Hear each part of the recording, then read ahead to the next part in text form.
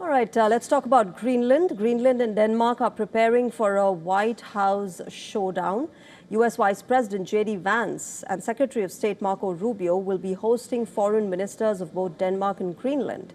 The high-stakes meeting comes amid President Donald Trump's repeated threats to seize control of Greenland. Just ahead of this meeting, Greenland has said that if it has to choose between America and Denmark, it will go with Denmark. Trump has called Greenland an important component of his Golden Dome project, which is his flagship air and missile defense system plan. He asserts that owning Greenland would further embolden NATO's defenses. In fact, he took a jibe at Denmark once again, asking it to get Russians and Chinese out. The showdown on Greenland is a complex interplay of security and resources. The Arctic nation is a home to one of the world's largest rare earth deposits. Its geographical positioning is strategic as well. The melting ice is opening up new sea routes in the north, and Donald Trump fears that China and Russia would dominate this contested territory. This sets the stage for difficult talks ahead. As both Denmark and US are NATO members, the failure of diplomacy could threaten NATO's cohesion.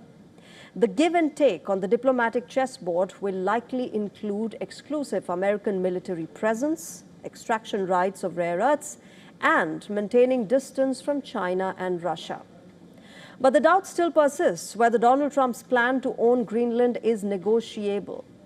Far from the diplomatic churn, most Americans believe that Greenland and Denmark are allies and oppose any military action against the island. According to the latest poll by YouGov, the majority of Americans see Greenland as a friendly territory. Almost 35% of Americans say it is friendly, while 26% call Greenland an ally. Only 2% respondents believe that Greenland is an enemy of the United States of America. In fact, Americans have a clearer stance on Denmark. Almost 64% believe that Denmark is friendly with the US, while only 7% say that the country is unfriendly. On the issue of military action to take over Greenland, a majority of 68% people oppose this move, while only 8% support it.